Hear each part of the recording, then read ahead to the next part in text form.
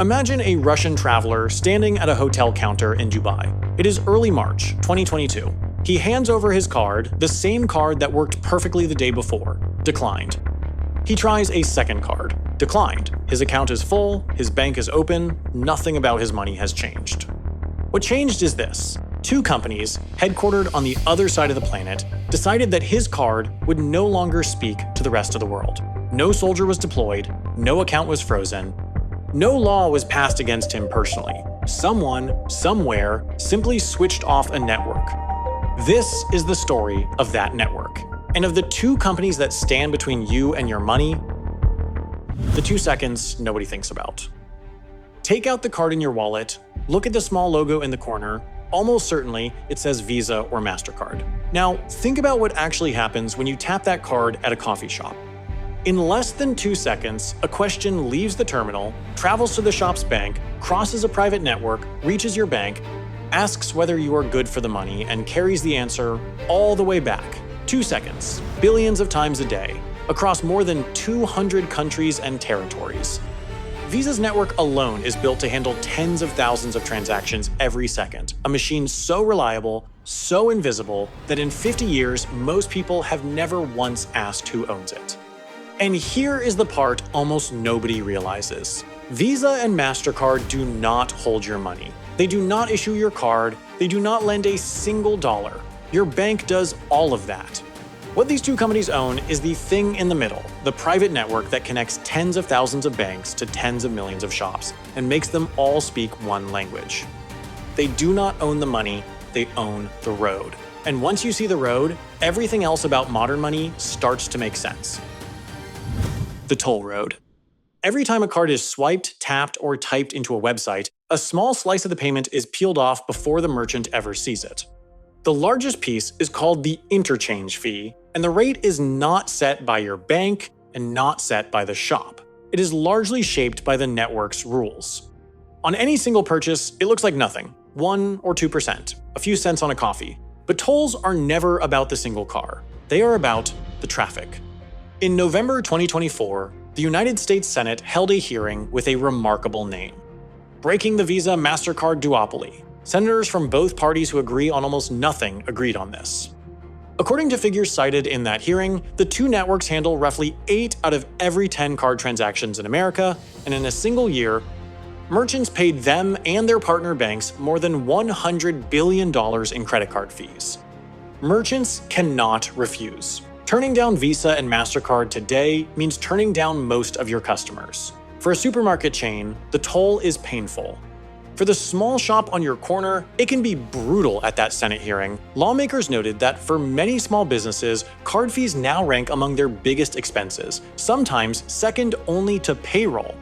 So the fees get paid, and then, economists argue, quietly folded into the price of nearly everything on the shelf. Which means part of this toll is likely paid by everyone, even people who pay in cash. And it is not only merchants complaining. In September 2024, the United States Department of Justice, the government of the network's own home country, sued Visa, accusing it of running an illegal monopoly over debit payments. More than 6 out of every 10 debit transactions in America run through Visa's network. The Attorney General put it in one sentence. This arrangement, he argued, has affected the price of nearly everything. Think about that. A private fee schedule, set by two companies, woven so deep into the economy that the government treats it as a hidden tax on the entire country. The result is one of the most profitable business models ever built. Visa's operating margin runs above 60% higher than Apple, higher than Google, not because it makes something expensive. Because it owns something unavoidable, why nobody can leave. So why has no competitor broken in? Because payment networks obey a brutal law. A card is only useful where it is accepted, and a network is only accepted where cards already exist. Whoever gets big first stays big. Visa and Mastercard got big first half a century ago, and the door closed behind them. Others have tried. American Express has existed longer than either of them. Discover spent 4 decades and billions of dollars building acceptance. Neither ever came close to breaking the pair's grip on everyday spending.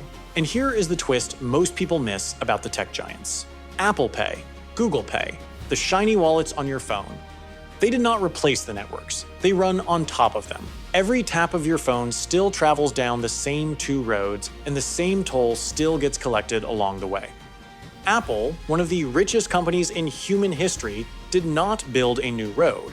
It built a nicer car, and the transaction still rides the same rails. Want to see what that lock looks like in numbers? Look at the United Kingdom. According to the UK's own payment regulator, these 2 networks carry around 99% of all British card payments.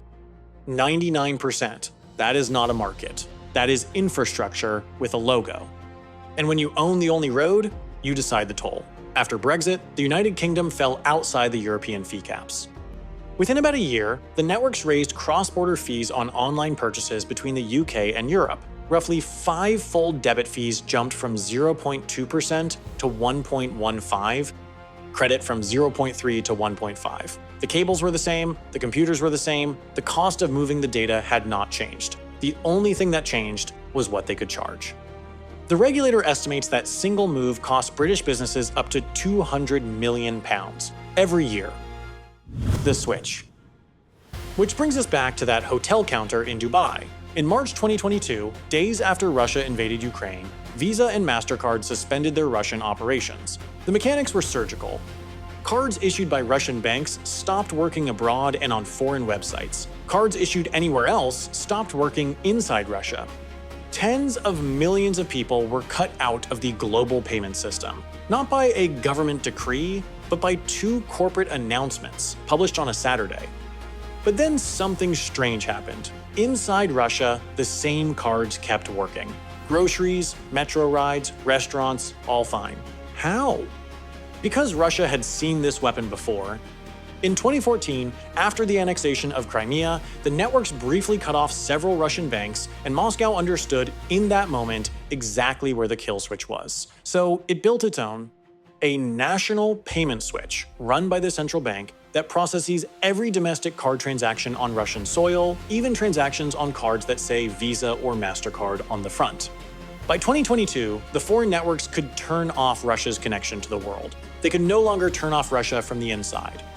Russia was one of the few major economies that had prepared for this exact moment, and its domestic card, Mir, reportedly grew from a government side project into hundreds of millions of cards. Walking away cost Visa and Mastercard an estimated $1.5 billion a year in revenue. They did it in days, and every government on Earth quietly took the same note. The road can be closed, and most countries do not own a road of their own. The quiet rebellion climax. That realization now has a name in policy circles: payment sovereignty. And around the world, a quiet rebellion is underway. Brazil moved first and fastest. In late 2020, its central bank launched Pix, an instant payment system free for individuals that runs on public rails instead of card networks. Within about 3 years, Pix was processing more transactions than credit and debit cards combined. India went even further with UPI, a public payment rail that now processes more instant transactions than anywhere else on the planet, at fees close to zero. Europe, meanwhile, has discovered how exposed it is. According to the European Central Bank, international card schemes handle roughly 61% of all card transactions in the euro area, and European officials now openly describe that dependence on foreign infrastructure as a strategic problem. And in Britain, the fight went all the way to court. When the UK regulator moved to cap those post-Brexit fees, Visa and Mastercard did not simply object, they challenged the regulator's very authority to touch their fee table. On January 15, 2026, London's High Court ruled against them. Stop and think about what that means. A national regulator had to win a court battle just to earn the right to discuss the price of the road. That is how deep this architecture goes. Governments regulate banks. Governments print currency. But between your bank and every shop on Earth sits a private layer that even states struggle to touch. Not because it broke the rules. Because for 50 years, it was the rules. Architecture, not villains. This is not a story about villains, it is a story about architecture. Nobody voted to place 2 companies at the center of global consumer spending. It happened the way infrastructure always happens, gradually, invisibly, and then completely. Remember, the 3 things you now know that most people do not. They do not hold the money, they hold the road. The road charges a toll small on every trip, colossal in total, and the road has a switch, one that has already been thrown against an entire nation. Once you see those three things, you will never look at the logo on your card the same way again. But here is the final thing you should know. The card network is only the surface layer, the layer you can see, the one in your pocket. Beneath it runs an older, quieter network. One that never touches consumers. One that carries instructions between the banks themselves, across more than 200 countries, trillions of dollars of them, every single day. When the pressure is on, cutting off cards hurts a nation's people. Cutting off that deeper network can paralyze the nation itself. Bankers have a nickname for using it that way. They call it the financial nuclear option. That network is the final layer of this series, and it is where we go next. Capital signals, the systems behind the money. If this episode changed how you see the card in your wallet, subscribe. The final layer is coming.